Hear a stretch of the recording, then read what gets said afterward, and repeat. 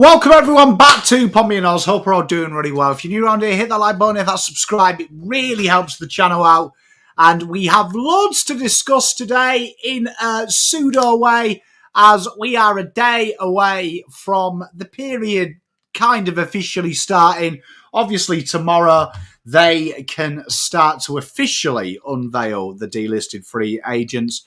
But we do have some exciting updates for us to digest today. A lot of things happening today. So remember, tomorrow, Friday, they do have the free agency period.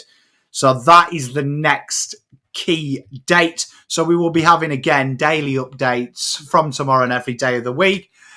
We've got something new to show you. I'll present that to you ideally at the start of next week.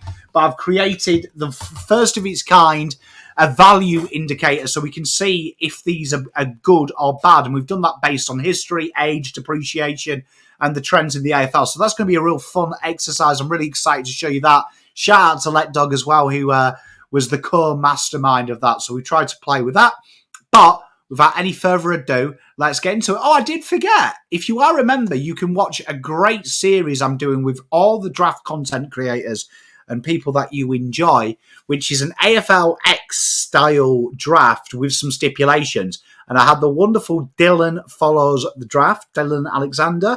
Links will be in that description for a member, and it will be released to the rest of you tomorrow afternoon. So that is a really good video. You'll learn a lot about draftees, some that you might not have heard of as well, because there was some obscure picks, but that's going to be a really exciting series. So I can't wait to show you that. So let's get straight in to the canoes.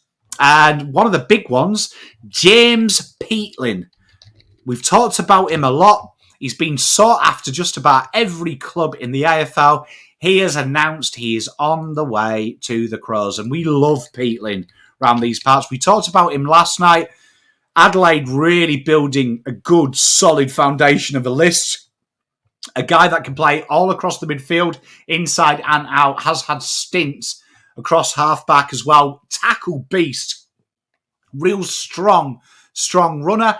And he has chosen his home, which is now South Australia. And this is a great pickup for me. Really, really good pickup. Intuitive. Offers some real strength. Think he'll play that wing midfielder. This is a real exciting one. And one that I don't think is going to cost thousands of dollars, but he is going out there as the out of contract, requested to be traded. He is out of contract, remember, as well. But we did call it on here that we feel like it's going to come down to some clubs. Crows currently have 425, 42 and 60. What that will be, who knows? But obviously they are also after, and they've got Neil Bullen there. But good business by Adelaide Crows, and that player will come in, as we say, cheap as chips, a nice, easy one to do. Up next, Joe Danaher finally called time. And you know what? I did want to talk about this one. Sad to see Joe Danaher go, but, you know, big shout out to Joe Danaher in the terms of the media tried to ruin this one by saying, oh, there's going to be a big announcement at the end. You know what? Credit to Joe Danaher that, you know, he's done this on his own terms. He's allowed the Brisbane Lions flag to take centre stage. Full respect from me for this, because I thought the media handled this very distastefully.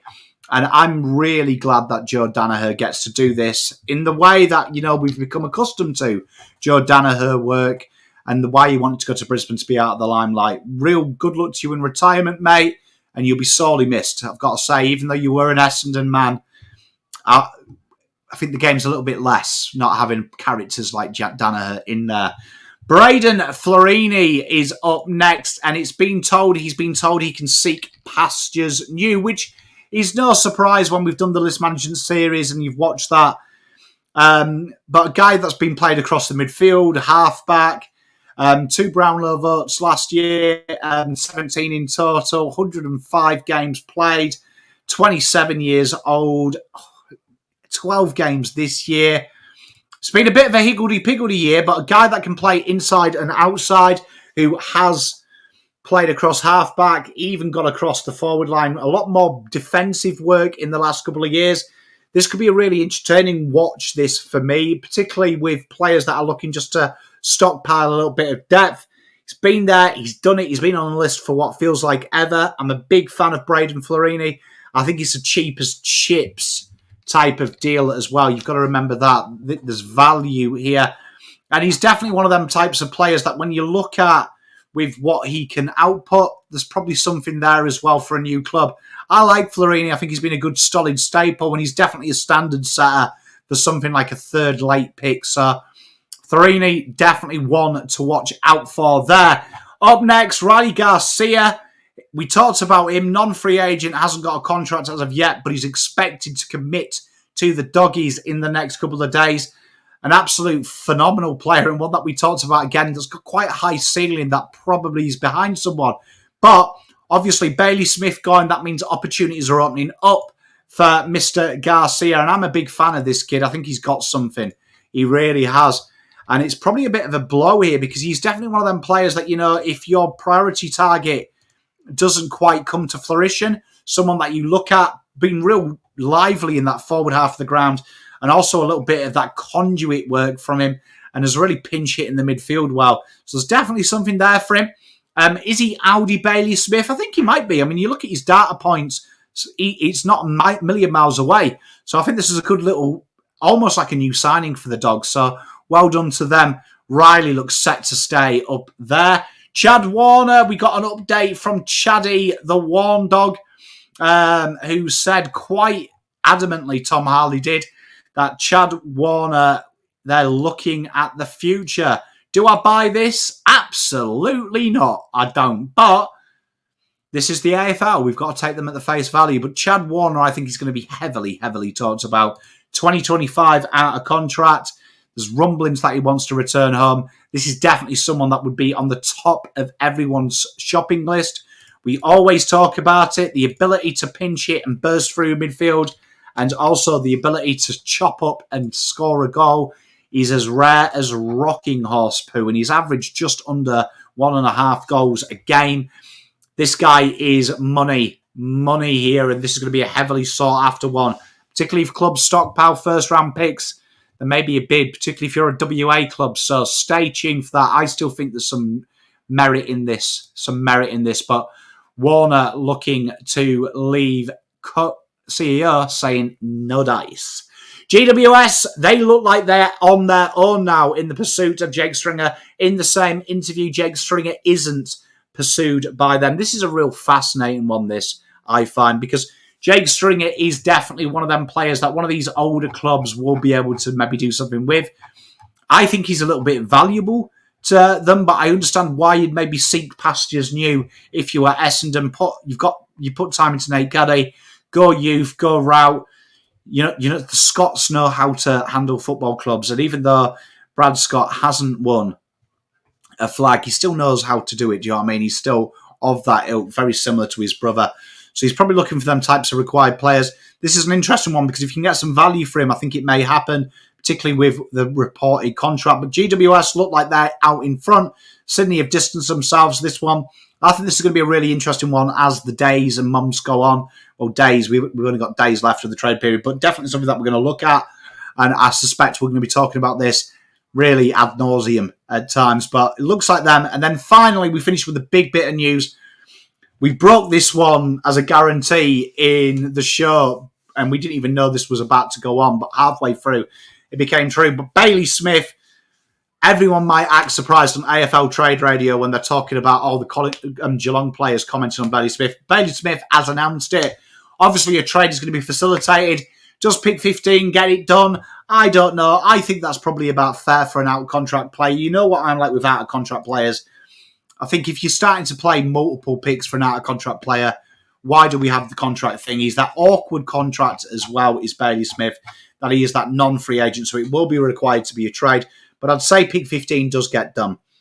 How do they get Clayton Oliver? Well, we know Jack Martin is totally free. It's just a contract length. That will come in. Fair enough. We're looking forward to hearing what Jack Martin has to say about that because it sounds like there is a bit more to it of Wycout and have brought it in-house and he wanted it externally. So that's going to be interesting. But Clayton Oliver, This is going to be a fascinating one because Melbourne are in a bit of free fall at the moment, and there's a lot going on at that football club. We talked about this yesterday. I think there's a little bit more to this story, and I think that because of that, that depreciates Clayton Oliver's value to some extent. I think Clayton Oliver's worth 2 first minimum, even because of what he is. However, you've got to take into account his form, the off-field stuff, but also the baggage that may come with it. Now, this is all hypothetical, but when you are in the trade and you are a list manager, you're going to be getting all your I's and T's dotted and I'd. I would not be shocked to see a future first and some incidental pick get this job done in a way of that Melbourne need to get him off the books. Melbourne need to reset that culture ASAP Rocky, and I think it runs a little bit deeper. Backroom has left in the last 24 hours. I think something needs to be done quite quickly at Melbourne, and I expect Clayton Oliver to join Bailey Smith there, and I think they'll have 3 new catters. A lot of talk about the salary cap. I don't buy that. If you look at the top 100 players in the league that they released at the start of this year, Geelong only featured 3 times, one being Jeremy Cameron, one being Tom Stewart, and Dangerfield at low ends. Dangerfield out of contract this year, expected to sign on minimum chips, which I expect he will do. He's a man of his word, he's been paid well, and Tom Stewart is already in contract. So there's no doubt to me that they can afford it. I don't think there's anything dodgy going on. Call me naive, but I just think people look at this. Carlton, GWS, Gold Coast, they had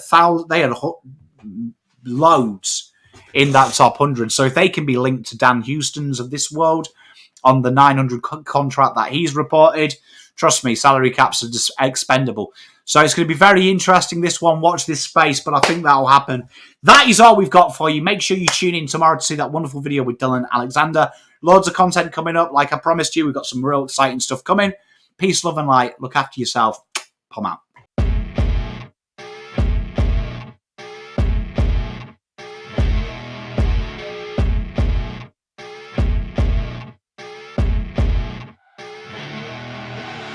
I see her rolling up, Uber black Cadillac, high heel boots and a sexy body full of tats. Baby's bad, oh baby's hella bad.